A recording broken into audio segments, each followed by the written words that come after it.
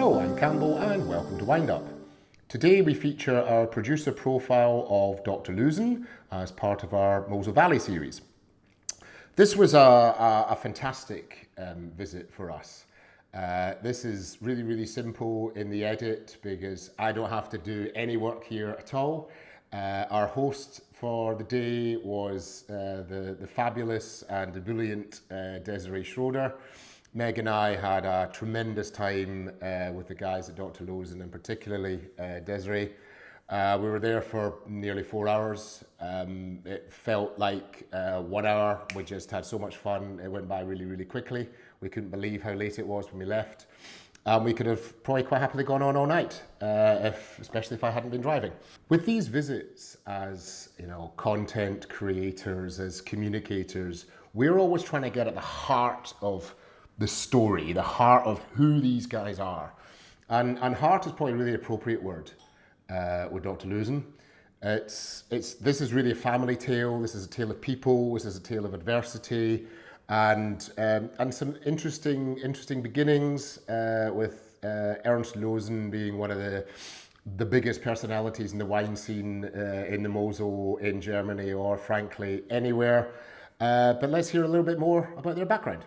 In the winery, there's the, let's name him Grey Eminence Ernst Luzin.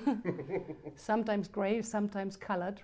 If he's fresh from the coiffeur, he's colored. But don't tell it to the people. No, funny. We'll cut that. Yeah, no, yeah, cut that. Yeah. So there's Ernst Luzin. Of course, he's the big boss. He's the eminence. He's the winemaker still. But surrounded now by a little bit bigger team.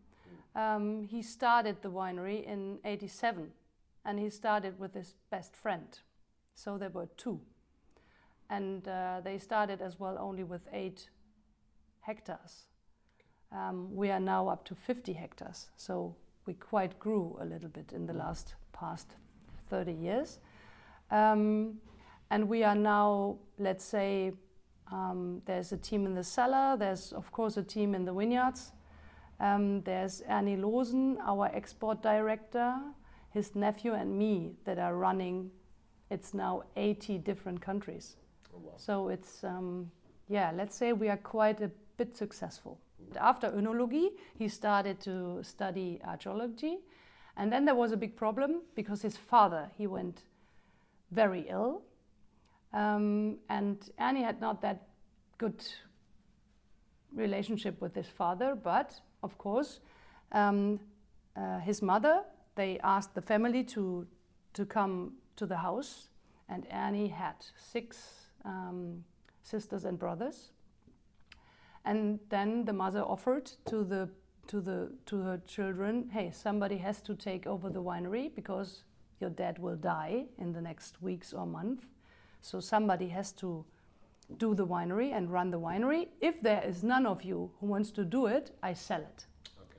So there were 2 wineries. There was one winery from Ernie's mama. So it's this house. And there was one winery from Ernie's dad. It is in Urzig, another village nearby. And of course, Ernie's dad ran them both. But he never had to earn his money with them. So he was a lawyer.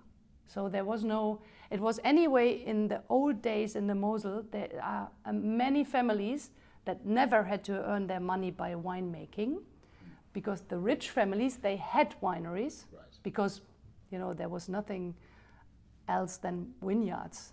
If you want to grow in belongings, you have to buy vineyards and wineries, and that's the reason why, of course, all the families, they had wineries, right, but none of them, had to earn their money with them, because most of them were in politics, because they were lawyers or something else, as well with Ernie's dad.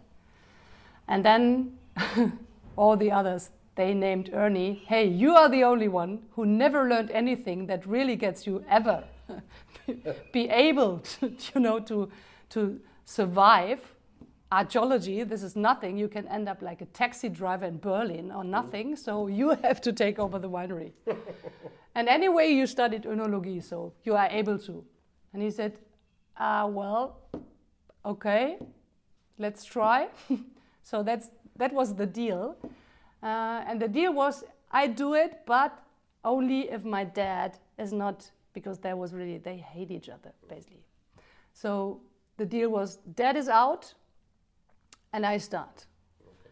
And that was the deal. And then he took it over in '87, and that was what was really, not really funny thing, but his dad, he lived another 10 years. And Annie always names it like he only wanted to control me running the winery.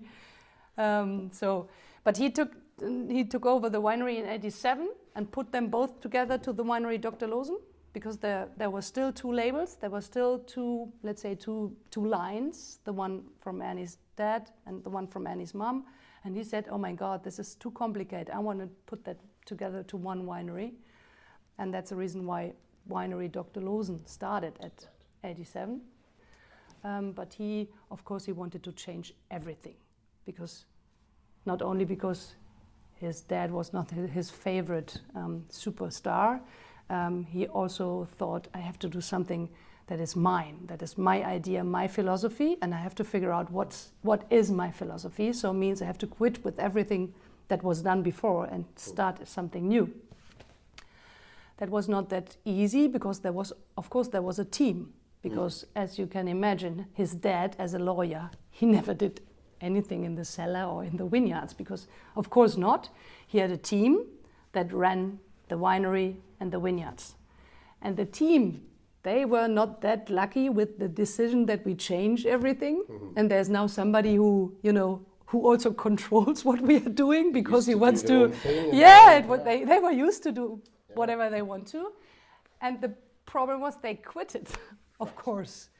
And Annie's good friend, he's still our cellar master from the first hour on. He said, oh my God, lucky you that they quit. Because if not, you have to pay them like hell, because they were all 20 years in the winery. Oh, wow. So lucky you. But the problem was, there was the harvest, and there were two people, and they even 8 hectares. It was really heavy with 2, and the biggest problem was they had no idea where the vineyards are. Because, in the Mosel, in the older years, we had, because of that, since still from the time of the French occupation, we have this law from the Code Napoleon that every children has to get the same amount if the generation before dies. Heritage. So means that after generations, everything is separated in hundreds of pieces. So there's not that you have one big piece in the vineyard. Sometimes you have one line, 2 square meters. Mm-hmm. So it's hundreds of pieces, totally chaotic. And that was the problem. These 2 guys, they had no clue where the vineyards are. And Annie said, oh my God, when we now ask the neighboring winemakers which is ours, they would never tell you the truth. They would give you the worst parts, whatever. And then they decided, hey, Bernie, I think we should wait until they all ended the harvest, because I don't think that they really would harvest our vineyards, because this is dangerous. Brilliant. So we wait until they all finished, and if we see that they are cleaning the press houses, whatever, then we go harvesting. And they did it. Brilliant. And they saw everybody was finished, perfect, now we go harvesting the rest. But what's still there? With these guys, Riesling is the absolute star. There's a very, very broad range, and we'll be tasting them in the next video, whether it's sort of blue slate, red slate, fizz, old bottles, new style labels. Riesling is the absolute star. They make about 70 odd wines, just, fantastic stuff. So let's hear their take on the subject. If we really would taste a whole vintage, it would mean that it's kind of 70, 80 different wines. Because this is also because of Riesling, because Riesling is, for me, the most complex and genius grape variety ever, because there is no other grape variety in the world that could be that, or could show up in that big range. From totally dry, entry level, dry, complex, big, medium dry, light sweet, sweet, super sweet, dessert, whatever. There's such a big range. This is why we need you, and we need time to explain to people, because it makes it so difficult for people to order Riesling and to buy Riesling because of this big range. If you like Chardonnay, most times Chardonnay is dry. There's a lighter one or a bigger one, but it's Chardonnay. What is really significant for our Rieslings is that we are always looking for elegance, fine, precise, and very, let's say, not clean, but transparent Rieslings that show up where they come from, what they are, what we done with them. So transparency means for me that the wine really shows up how it is, where it comes from. The most interesting questions for us, or for me, in wines, and that's also in our wines, is that they tell me what they are, means the grape variety, and that they tell me where they are from. So means the terroir, the region, and the country. The conclusion for our winemaking process is that we do a very hard selection in the vineyards in comparison to the quality we want to produce, or let's say the taste, sweet or dry, that we want to produce.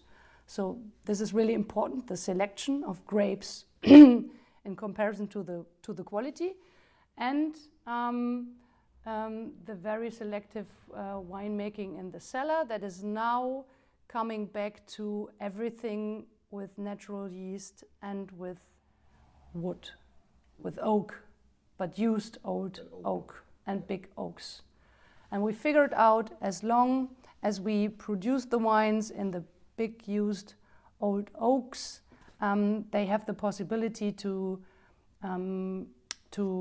get more complex without getting fatter or this more opulent. This is not the idea. Only to gain complexity. What we found particularly remarkable with Dr. Lozen is the staggering sort of value to cost, or quality to cost, and the overall value, from sort of entry level sort of estate Rieslings for only a few euros, all the way up to some of the highest quality wine you can find, but the Grosses Gewächs for 30-40 euros that'll last 10-20 plus years, quite comfortably. And they try and be as helpful as they can with their labellings. The wines that hit the UK, you don't have to know that Trocken means dry. They'll put dry on it. They're trying to be as helpful as they can on their website with tasting notes and stuff like that. So communication is very important for these guys too. I think what you get in Germany for the price-wise is really good wines for good prices. Also the GGs. Yeah, because you've got really high production costs as well. Because until you come here and see these vineyards, that's not a hill. That's a mountain. This is mountain. This is mountains. That's a lot of cost and time just for harvest. It's all done by hand. So there is no other chance to do all the selection and all the picking and everything else by hand. So of course that needs a lot more time than it would need in flat regions. I always name it's the 6 times. Six times the time, 6 times the people, 6 times, it's always factor 6 that we have to multiplicate everything, the costs and the time, whatever, to do the same work in the steep vineyards than in flat vineyards. As was very evident from the warmth of the welcome that we had from when we walked in to Desiree showing us around, just the feeling that you're in somebody's home because you're in somebody's home, and just sitting gassing away about wine, about Riesling, about Dr. Lozen, about anything else that came to mind. These guys, extremely visitor friendly. They do ask that you book an appointment in advance because they're not here to do sort of tourist style, splash and dash. They really want to spend time with people. No obligation to buy, but you will but they want to spend time so that they can really explain, what they do. So this is the best way to get people in touch with the wines and the winemaker. Even if Ernie is not there, you can feel him. You can tell stories. There's pictures. There's stories. He lives here. This is people have been there where the winemaker lives. This is, my God, how can marketing be better than getting people into our home?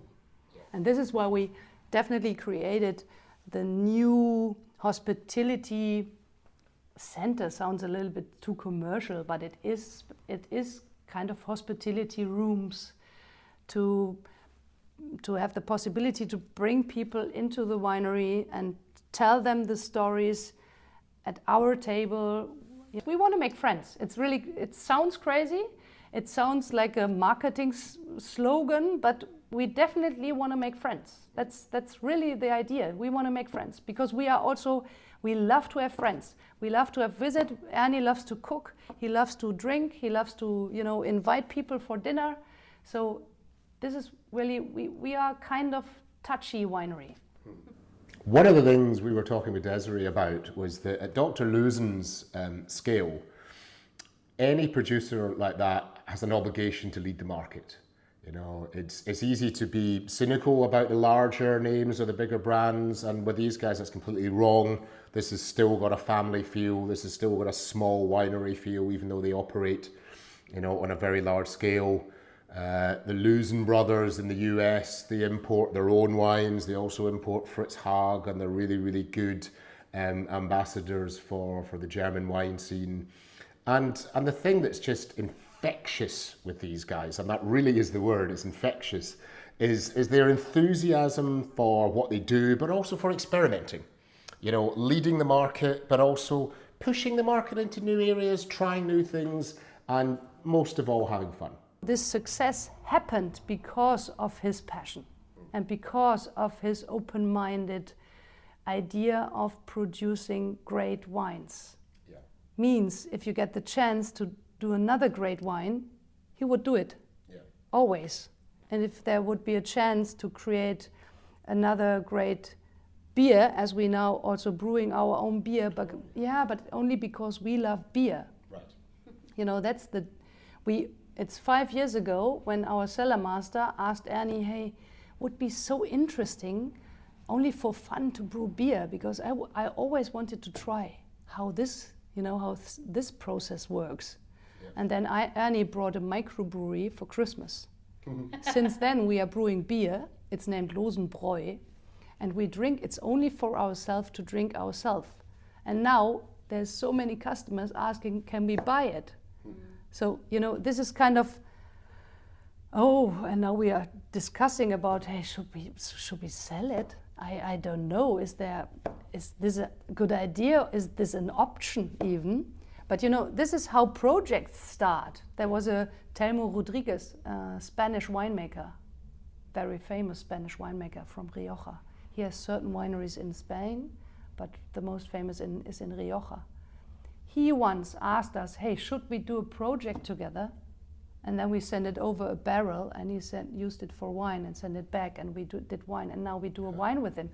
This is because people in wine, they are always interested in figuring out something new, in following their passion.